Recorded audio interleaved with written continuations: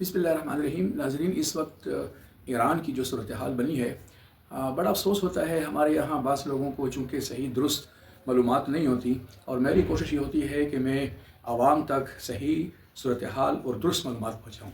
देखें, ईरान के बारे में इस वक्त काफ़ी जो आवाम हैं उनके सुप्रीम लीडर की हलाकत पर बात कर रहे हैं, अफसोस भी कर रहे हैं और मज़म्मत भी कर रहे हैं। लेकिन इस वक्त मैं आपको एक बात याद दिलाना चाहता हूँ कि ईरान का जो रवैया है वो इस वक्त पूरी उम्मत मुस्लिमा के लिए इंतहाई अफसोसनाक है। यानी बहुत सारे ममालिक के अंदरूनी मामलात में जिस तरीके से ईरानी रहनुमाओं ने दखलंदाजी की, मैं शुरू करता हूँ सऊदी अरब से। यानी सऊदी अरब को हमेशा यमन की तरफ से हौसी बागियों के लिए प्रॉब्लम रहे हैं, और ईरान ने इन हौसी बागियों को हमेशा सपोर्ट किया, उनको असलहा भी दिया, उनको पैसा भी दिया, और हर किस्म की मुआवनत हौसी बागियों की यमन में, यानी सऊदी अरब के मुकाबले में। इसके अलावा अगर आप देखें तो कुछ अरसा पहले तुर्की में फतहुल्लाह गुलन की सूरत में एक इनकलाब लाने की कोशिश की गई थी, और तुर्की की जो सुप्रीम कमांडर, जो लीडर्स हैं, उनको कत्ल करने की भी कोशिश की गई थी, ताकि अपने कट्टर मजहबी अकायद और नज़रियात को तुर्की पर भी मुसल्लत किया जा सके। ये वो फतहुल्लाह गुलन था जिसको मुकम्मल सपोर्ट ईरान की हासिल थी।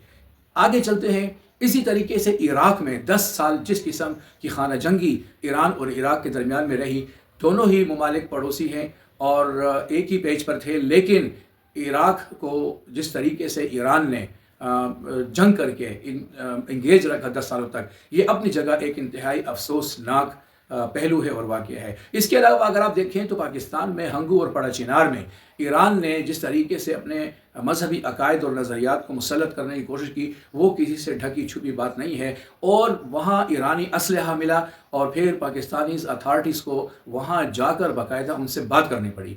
इस तरीके से अगर आप देखें तो ईरानी पार्लियामेंट के ऊपर मज़हब अपनी जगह बहुत अहमियत रखता है।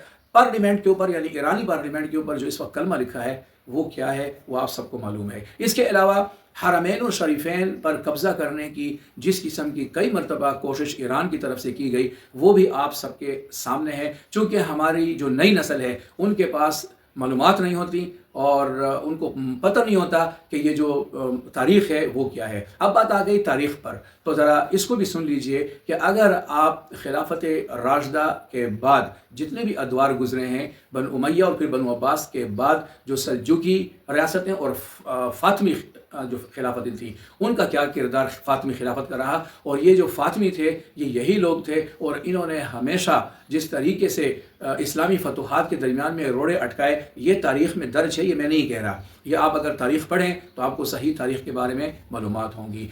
इसके अलावा और बहुत सारी ऐसी बातें हैं जो कि मैं आपके सामने रख सकता हूँ कि ईरान की तरफ से हमेशा मुस्लिम ममालिक के लिए जो मसाइल बनाए गए वो सबको पता है।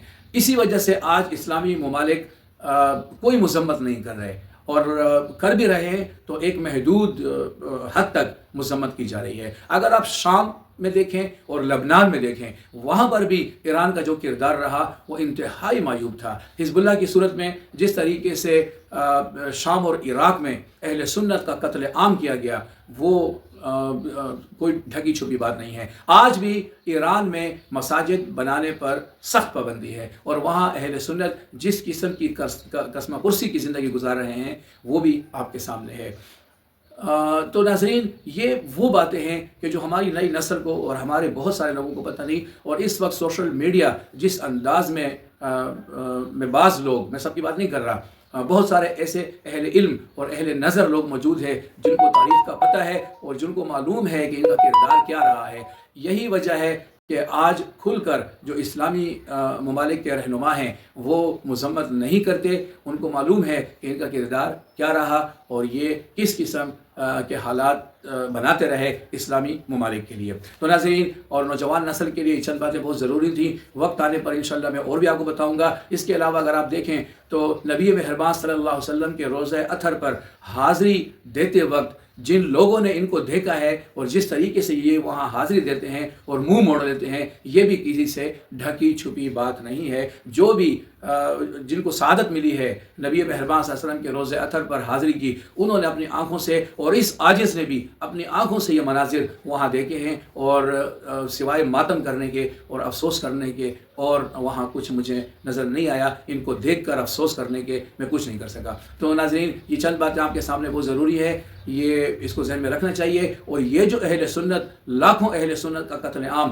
جس طریقے سے ان لوگوں نے کیا ہے اور کر رہے ہیں، اور آگے بھی یہ لوگ کریں گے، آپ دیکھتے جائیں کہ وہ بہت معیوب اور انتہائی تکلیف دہ ہے۔ جو لوگ اس کا سامنا کر چکے ہیں، آپ ذرا ان سے پوچھیں، پھر وہ آپ کو صحیح صورتحال اس بارے میں انشاءاللہ بتائیں گے۔ اس کے علاوہ بھی تاریخ کو ضرور پڑھیں اور معلومات حاصل کرنے کی ضرور کوشش کریں، تاکہ صحیح صورتحال صحیح انداز میں آپ تک پہنچ سکے۔ اور میری یہی کوشش ہوتی ہے کہ میں اپنے ناظرین کو، اپنے دیکھنے والوں کو، اپنے سننے والوں کو صحیح صورتحال ان کے سامنے رکھ سکوں۔ جزاک اللہ۔